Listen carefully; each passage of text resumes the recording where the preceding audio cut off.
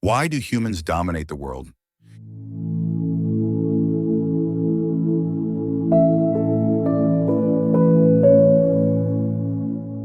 Humanity is always curious about this world, always curious about ourselves. Why do we rule the world among all species? There have been many explanations. Here are two of them. The first article is Why Humans Run the World, was posted on ideas.ted.com by Yuval Noah Harari. Links to this article and the other articles mentioned in this video are available in the video description below. After reading this article, I can summarize two main points as follows to explain why humans run the world. First point, people have always had rebellious thoughts, ready to gather in groups to overthrow the government if they are not satisfied.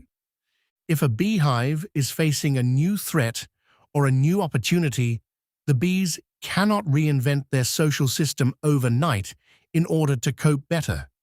They cannot, for example, execute the queen and establish a republic. According to Yuval Noah Harari, I wonder, what mistake did the queen make to be overthrown, and did the overthrowing help avoid another new threat?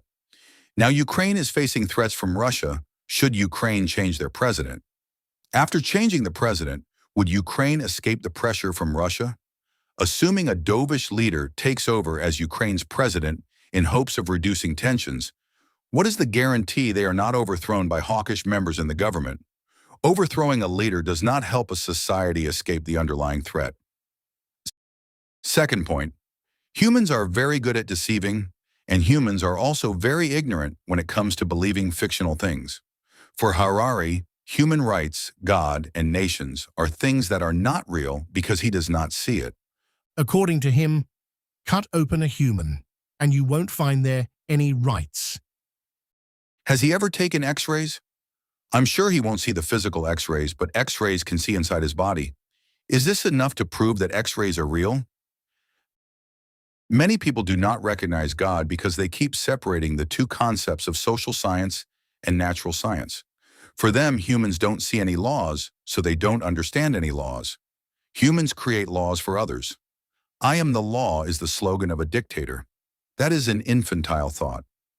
Humans and the rest of nature all come from God and are ruled by certain laws that we call science. I will present in this channel some of the laws, so far as I know, for mankind, together with the relationship between human social laws and natural laws. The two main points above are indeed rather superficial. Returning to the question, why do humans dominate the world? I kept looking and eventually found another article that offered a slightly deeper perspective. The second article is The Traits That Make Human Beings Unique, was posted on bbc.com by author Melissa Hogenboom. I summarized the main points of the author as follows. First point, we are rational animals. That is right, but what makes us rational? Second point, our brains got bigger. Dinosaurs have bigger brains than lizards, but now dinosaurs are extinct and lizards are still alive. All those years of existence with such a large brain, yet dinosaurs did not create a civilization. At present, many animals have larger brains than humans, for example whales, but we are still the king. Obviously, a big brain is not a special thing. Anything with a big head can hold a big brain.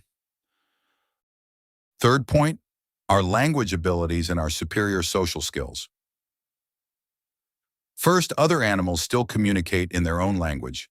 However, human language is superior to other species.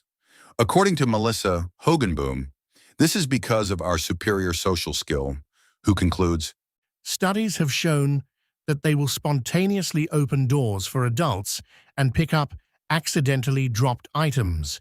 They will even stop playing to help. Their sense of fairness begins young.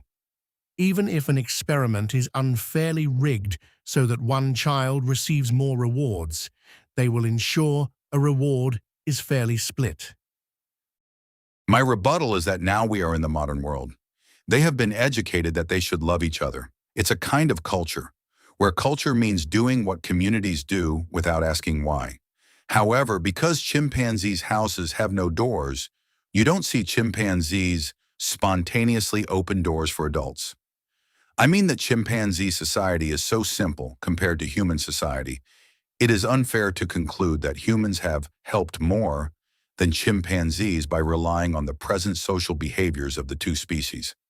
In fact, chimpanzees still have a social connectedness and help other chimpanzees, for example, delousing. We cannot go back to the beginning to confirm who has contributed more between us and the chimps. Our language abilities began to flourish when the need to exchange goods was formed. Fourth point, mind readers. The author does not describe in detail how the Sally Ann test is carried out on chimpanzees, or how the researcher knows that chimpanzees do not know what other chimpanzees believe. Did chimpanzees tell him that fact? If the researcher thought he could read an animal's mind through its behavior, that's arrogant. There have been mass suicides of animals that to this day we still don't understand the cause of. I know that we don't know because it continues to happen. We cannot stop it. What the scientists put forward is just speculation. Fifth point, link our minds together. In general, humans try to argue that we are unique by nature of traits that animals also have. It's just that humanity has connected these individual traits to become a community, a civilization, instead of the lion who doesn't care much about delicious beefsteak, even though it is devouring a cow and there's a fire nearby. Next question, what causes humans to make steak while other species don't? What makes us have a fundamental urge to link our minds together? We can see that animals use their brains to survive, mostly to forage, fight or flee from enemies, or find a mate. And that's all. Humans have more reasons to use their brains than that. In this difficult world, people use their brains most of their waking life. Even in bed, you still have to think about how to deal with your boss tomorrow, because today you heedlessly spent out a budget. Because animals don't use their brains as regularly, it seems that animals' brains are less healthy than humans. I think the key reason humans are able to link our minds together better than animals is that the human brain is more sophisticated than the animal brain, not bigger. We have more neural connections, just like today's computers, which are smaller in size but have a larger number of transistors and connections than a computer from 50 years ago. So they are more powerful. People who exercise regularly will generate more muscle cells.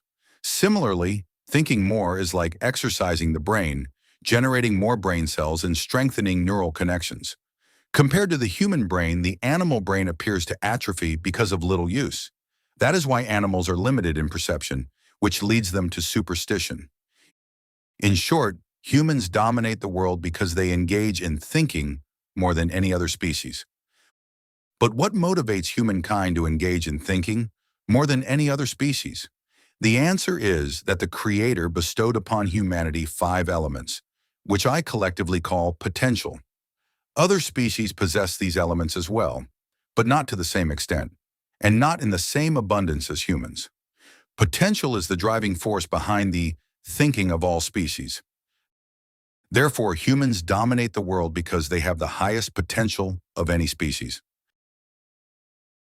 If you enjoyed this video, please consider liking and subscribing. Feel free to share your thoughts in the comments below. Thank you for watching.